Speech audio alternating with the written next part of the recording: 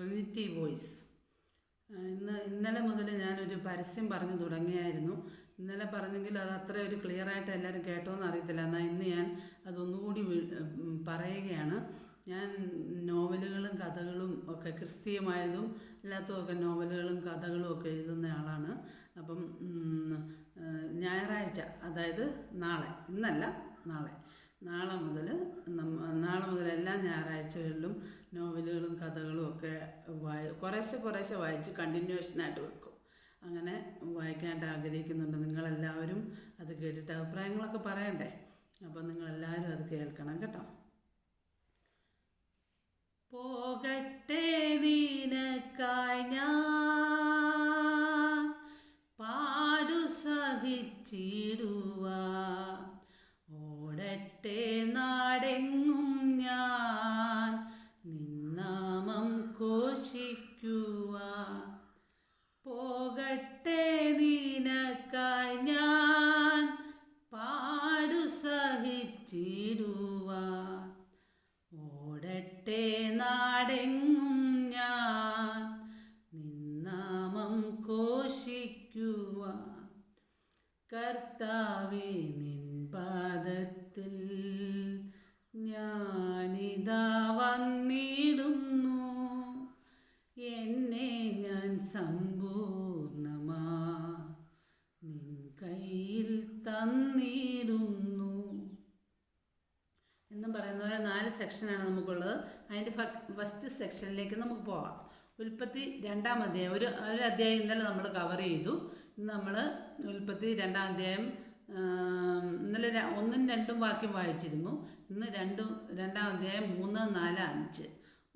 Genesis chapter 2 words 3, 4 and 5. താൻ സൃഷ്ടിച്ചുണ്ടാക്കിയ സകല പ്രവൃത്തിയിൽ നിന്നും അന്ന് നിവൃത്തനായതുകൊണ്ട് ദൈവം 7-ാം ദിവസത്തെ അനുഗ്രഹിച്ചു ശുദ്ധീകരിച്ചു. And God blessed the 7th day and sacrificed it, because that in it he had rest from all his work which God created and made.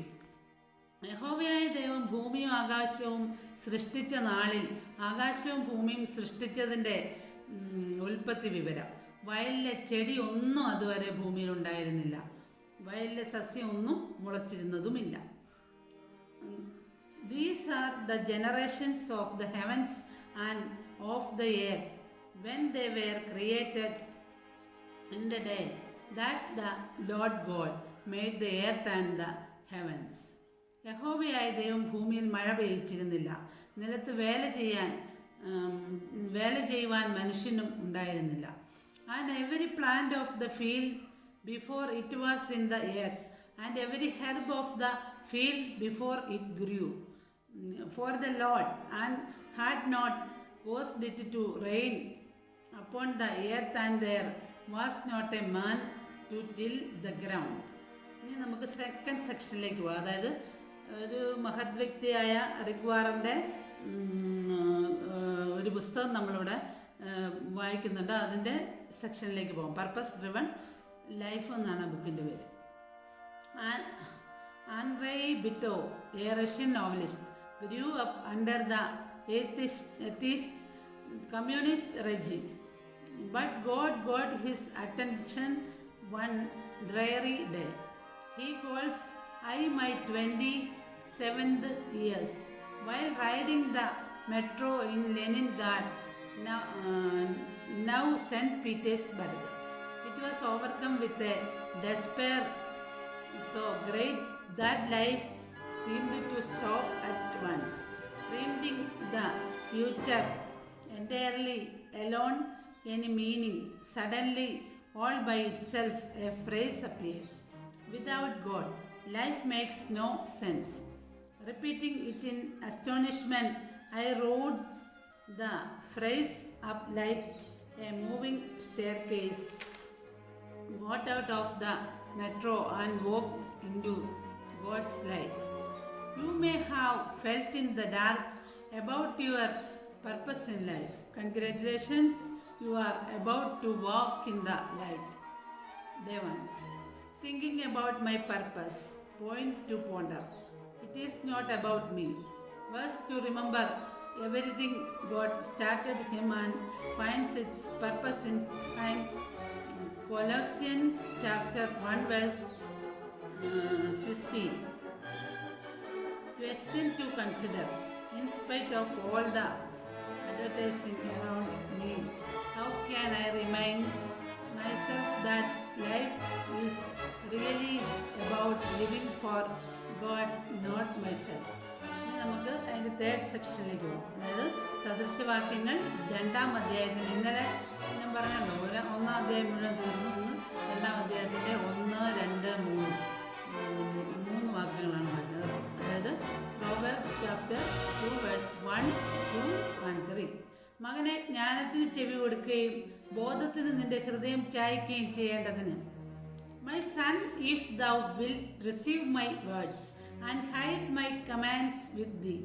എൻ്റെ വചനങ്ങളെ കൈക്കൊണ്ട് എൻ്റെ കൽപ്പനകളെ നിന്റെ ഉള്ളിൽ സംഗ്രഹിച്ചാൽ, so that thou incline thine ear unto wisdom and apply thine heart to understand. നീ ബോധത്തിനായി വിളിച്ച് വിവേകത്തിനായി ശബ്ദമുയർത്തുന്നുവെങ്കിൽ, if thou criest after knowledge and liftest up thy voice for understanding. ഇനി നമുക്ക് 4-ാമത്തെ സെക്ഷനിലേക്ക് പോകാം. ഫോർ ചിൽഡ്രൻ, കുട്ടികൾക്കുള്ള കഥ കേൾക്കുന്ന സെക്ഷനാണ് ഇത്. അപ്പോൾ ഇന്ന് ഒരു ചെറിയ കഥയുടെ ഒരു പോർഷൻ മാത്രമേ ഞാൻ പറയുന്നുള്ളൂ. ശിക്ഷയും കരുണയും. ഞാൻ എന്തിനു മനുഷ്യരെ സൃഷ്ടിച്ചു? ഉൽപ്പത്തി 6-5 മുതൽ 10 വരെയൊക്കെ കാണാം. താൻ ആഗ്രഹിച്ചതുപോലെ ജനം ജീവിക്കുന്നില്ലെന്ന് ദൈവം കണ്ടു. മനുഷ്യർ പരസ്പരം ദ്രോഹിക്കുകയും താൻ സൃഷ്ടിച്ചതിനെയൊക്കെ നശിപ്പിക്കുകയുമാണെന്ന് ദൈവം മനസ്സിലാക്കി. കുറേ നാൾ കഴിഞ്ഞപ്പോൾ ഭൂമിയെല്ലാം ദുഷ്ടന്മാരെ കൊണ്ട് നിറഞ്ഞു. ചീത്ത കാര്യങ്ങളാണ് അവർ എപ്പോഴും ചിന്തിച്ചുകൊണ്ടിരിക്കുന്നത്. അവരെ സൃഷ്ടിച്ചതിൽ ദൈവം അനുതപിച്ചു. ഈ ദുഷ്ടജനത്തെ ഞാൻ നശിപ്പിക്കും, ഒപ്പം പക്ഷിമൃഗാദികളെയും ദൈവം പറഞ്ഞു. പക്ഷേ നോഹ എന്ന് പേരുള്ള ഒരുവനോട് ദൈവത്തിന് പ്രീതി ഉണ്ടായി. നോഹയുടെ കഥ കേട്ടുകൊള്ളൂ. നോഹയ്ക്ക് 3 മക്കളായിരുന്നു ഉണ്ടായിരുന്നത്, ഷേം, ഹാം ആൻഡ് യാഫത്ത്. അക്കാലത്തെ ഒരേ ഒരു നീതിമാനായിരുന്നു നോഹ. താൻ ദൈവത്തിൻ്റെ സ്നേഹിതനായിരുന്നു. ദൈവത്തിന് പ്രസാദകരമായ കാര്യങ്ങളാണ് നോഹ ചെയ്തതൊക്കെ. അപ്പോൾ നമ്മുടെ എല്ലാ സെക്ഷനോടെ അവസാനിച്ചിരിക്കുകയാണ്. God bless you abundantly.